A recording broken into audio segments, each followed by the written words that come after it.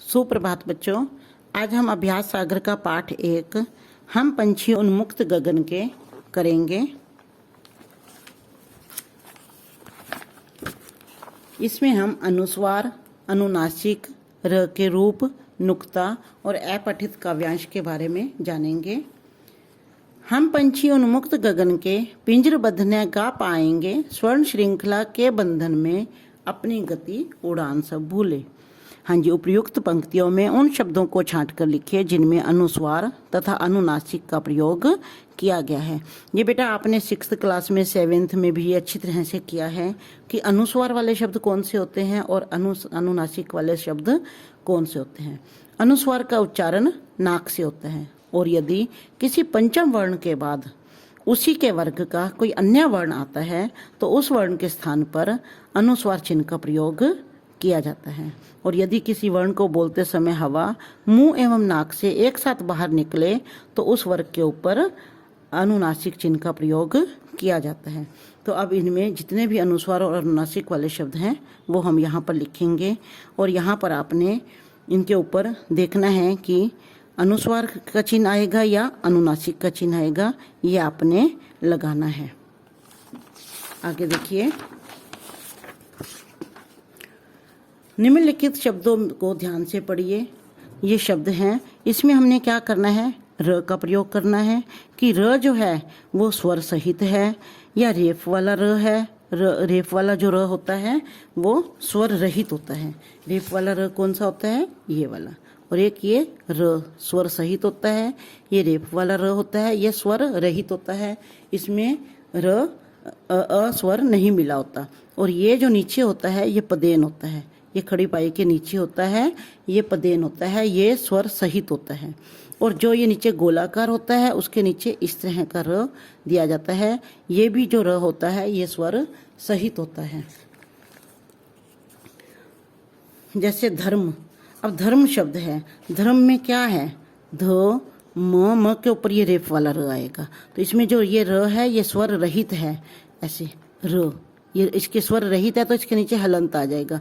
इसमें क्या है, बोला अक्षर से पहले जाता है लेकिन इसका चिन्ह जो है वो बाद में लगाया जाता है। ये रेफ वाला जो र है ये बाद में लगाया जाता है लेकिन इसे बोला पहले जाता है। जिस तरह से ऐसे शर्म है, देखो ड्रामा, ड्रामा में क्या है, ये ऐसे इसमें जो है ऐसे व्यंजन या जिनमें खड़ी पाई नहीं है, ये इसमें खड़ी पाई नहीं है तो ये इस तरह से गोलाई में लिखे जाते हैं, तो इसमें इस तरह का र का प्रयोग होता है। आगे है, निम्नलिखित शब्दों में उचित स्थान पर नुक्ता लगाइए। अब नुक्ता जो शब्द उर्दू फारसी के शब्द होते हैं उसमें हम नुक्ता का प्रयोग करते हैं, जैसे फ, झ, ज, तो इसमें हम क्या करते हैं, नुक्ता का लगाते हैं। जैसे फ को बोलते समय दोनों होठ आपस में मिलते हैं और फ को बोलते समय ऊपर वाले होठ और नीचे वाले दांत आपस में मिलते हैं। तो यहाँ पर इसी तरह से आपने ये सिर्फ एक दोहराई हो रही है बेटा, इसको आपने 6ठी और 7वीं में भी पढ़ा है। तो यहाँ पर आपने फ और ज के नीचे नुक्ता लगानी है। आगे है, निम्नलिखित काव्यांश को पढ़कर दिए गए प्रश्नों के उत्तर लिखिए। यह काव्यांश पढ़ना है और इसमें जो प्रश्न दिए गए हैं उनके उत्तर लिखने हैं।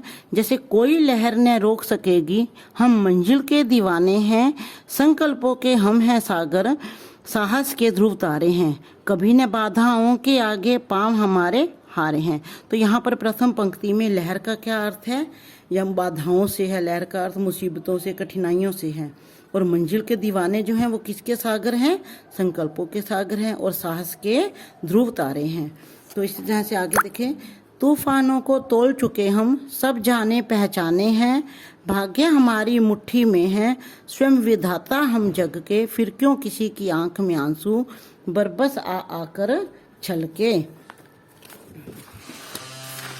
हाँ जी, यहाँ पर है तूफानों को तोल चुके हम, इसका क्या आशय है, यानी कि हम मुसीबतों को सहन कर चुके हैं, हम समस्याओं कठिनाइयों का सामना कर चुके हैं। किसी की आंखों में आंसू क्यों नहीं छलकने चाहिए, क्योंकि हमारा भाग्य जो है वो हमारी मुट्ठी में है और हम स्वयं इस संसार के विधाता हैं, इसलिए किसी की आंखों में आंसू नहीं छलकने चाहिए। भाग्य को मुट्ठी में कैसे किया जा सकता है, अच्छे कर्म करके। कठिनाइयों का सामना करके, परिश्रम करके हम अपने भाग्य को मुट्ठी में कर सकते हैं। आगे प्रश्न नंबर 8 देखिए, निम्नलिखित शब्दों के समान अर्थ वाले दो दो शब्द लिखें। अब यहाँ पर आपने पर्यायवाची शब्द यानी कि इसके दो दो अर्थ वाले शब्द लिखने हैं। जैसे गगन, गगन को आप आपने अच्छी तरह से ये 6ठी 7वीं में किए हैं, अपनी मर्जी से आप लिख सकते हो। जैसे आकाश, आसमान, अंबर, नभ, जल, नीर, वारी, पानी, तरु, वृक्ष, पेड़, विटप, अरमान, लालसा, इच्छा, अभिलाषा, किरण, अंशु, रश्मि, प्रभा, विघ्न, बाधा, अड़चन, मुसीबत। इसी तरह से प्रश्न नंबर 9 देखिए, निम्नलिखित वाक्यों को कोष्ठक में दिए शब्दों के विलोम शब्द द्वारा पूरा कीजिए, उल्टे शब्द द्वारा पूरा कीजिए। जैसे मीरा को कक्षा में प्रथम आने पर दंड मिला। कोई प्रथम आता है तो उसको दंड मिलता है? नहीं, दंड का उल्टा क्या हो जाएगा? पुरस्कार मिला। हम पीठ पीछे किसी की स्तुति क्या हो जाएगा? निंदा। हमें पीठ पीछे किसी की निंदा नहीं करनी चाहिए। तो यहाँ पर हमें सदा समय का दुरुपयोग करना चाहिए, नहीं, उल्टा क्या हो जाएगा? सदुपयोग करना चाहिए। चाचा जी की तरक्की का समाचार सुनकर घर में विषाद होता है, दुख, और प्रसन्नता होता है, खुशी। प्रसन्नता की लहर दौड़ गई। प्रश्न नंबर 10 देखिए, आप संयुक्त अक्षर और हल चिन्ह वाले शब्दों से भली भांति परिचित हैं। निम्नलिखित शब्दों को दोनों तरीकों से लिखिए। अब यहाँ पर क्या है बेटा, ये देखो, इसमें पुराने रूप में भी लिखे गए हैं शब्द और नए वाले मानक रूप में भी लिखे गए हैं। जैसे यहाँ पर चिन्ह है तो चिन्ह यहाँ पर पुराना रूप दिया हुआ है और इसमें नया रूप भी इस तरह से दिया हुआ है। ऐसे ही ब्रह्मा, तो ब्रह्मा यहाँ पर पुराना रूप है और नए रूप में क्या आ जाएगा? ह के नीचे हलंत आ जाएगा, यानी कि ह जो है वो बिना स्वर के है, और माँ। इसी तरह यहाँ पर गड्ढा का पुराना रूप दिया गया है, नया रूप इस तरह से हो जाएगा। मिट्टी में यहाँ पर नया रूप दिया गया है, तो यहाँ पर मिट्टी में हमने पुराना रूप कैसे लिखना है? मी, टी और नीचे ट। ये जो नीचे वाला ट है ये स्वर सहित है, ऊपर वाला जो ट है ये स्वर रहित है। इसी तरह से विद्यालय का पुराना रूप है, यहाँ पे विद्वान का भी ये पुराना रूप है, द के पैर में ये व आ जाएगा, तो व पूरा है, इसमें द आधा है।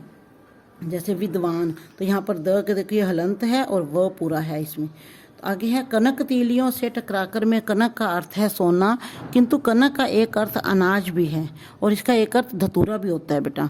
निम्नलिखित शब्दों में से ऐसे ही एक से अधिक अर्थ है, इनका वाक्यों में हमने पूरा करना है। जैसे हार, नीना के पास मोतियों का हार है, या और दूसरा इसका क्या मतलब हो जाएगा? हारना, यानी कि पराजय होना। आज रमन मैच में हार गया।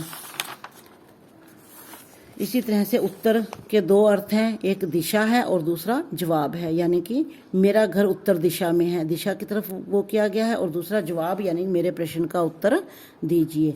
अंक, अंक का एक अर्थ होता है गोद और दूसरा अर्थ होता है संख्या। बच्चा माँ के अंक में बैठ गया, और दूसरा है संख्या, मेरे हिंदी में 80 में से 80 अंक आए हैं, या 60 के बाद और पहले वाले अंक कौन से होते हैं। आगे है, निम्नलिखित वाक्यों में से क्रियापद छांटकर उनके भेद भी लिखिए। अब यहाँ पर ये क्रियापद हैं, इनके हमने भेद भी लिखने हैं। तो कौन से? जैसे धोबी ने कपड़े धोए, धोबी ने कपड़े धोए, तो यहाँ पर धोए क्या है? क्रियापद है, और भेद कौन सा है? सकर्मक क्रिया है। सकर्मक क्रिया कैसी है? क्योंकि इसमें कर्म दिया गया है, इसमें कर्म आया हुआ है। तो कपड़े क्या है? धोबी ने क्या धोए? कपड़े धोए, तो कपड़े क्या है? कर्म है, तो इसमें क्या है? सकर्मक क्रिया।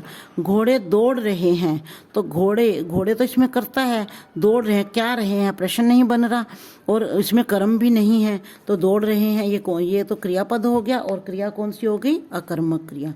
मैंने एक अच्छी कहानी पढ़ी, मैंने एक अच्छी क्या पढ़ी? कहानी पढ़ी, तो पढ़ी हो गया इसमें क्रियापद, और कहानी होगी इसमें कर्म हो गया, तो ये कौन सी क्रिया हो गई? सकर्मक क्रिया। पंडित जी ने फूल और प्रसाद बांटे, तो बांटे यहाँ पर क्रियापद हो गया, फूल और प्रसाद यहाँ पर क्या हो गया? कर्म हो गया, तो यहाँ पर क्या कौन सी हो गई? ये सकर्मक क्रिया। अचानक आंधी आई, अब आई क्या है? इसमें क्रियापद है, और आंधी क्या है? इसमें कर्ता है, ये कर्म तो नहीं है ना इसमें, तो इसमें कर्म नहीं है, यानी कि आंधी जो है, इसमें आंधी का आना जो ये काम करने वाला है, तो यहाँ पर ये इसकी विशेषता है कि आंधी जो है अचानक आई है, तो यहाँ पर इसमें कर्म नहीं है, तो ये अकर्मक क्रिया है। प्रश्न नंबर 13 है, कई बार मनुष्य जीवन का लक्ष्य निर्धारित करने के साथ साथ किसी को अपना आदर्श भी मानता है, जिनके आदर्शों व सिद्धांतों से प्रेरित होकर वह उसके जैसा बनना चाहता है। दिए गए संकेतों के आधार पर जो भी आपका प्रेरक व्यक्ति है, जिससे आपने कुछ सीखा है, जिसे आपने अपना आदर्श माना है, उसके विषय में आपने 80 से 100 शब्दों में एक अनुच्छेद लिखना है। धन्यवाद।